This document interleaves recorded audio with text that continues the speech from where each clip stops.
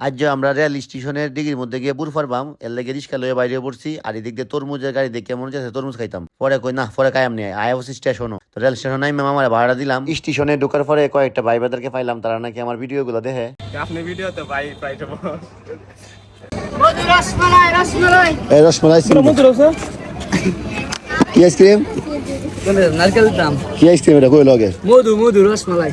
তরমুজের পাশাপাশি আইসক্রিমের নাম মধু রসমালাই হয়ে গেছে গা ওই কি রে কে বালানি কে ভালো না আমরা তো ভাই ও দেখে নাই গেছো ভাই কি রে সেলিব্রিটি লোক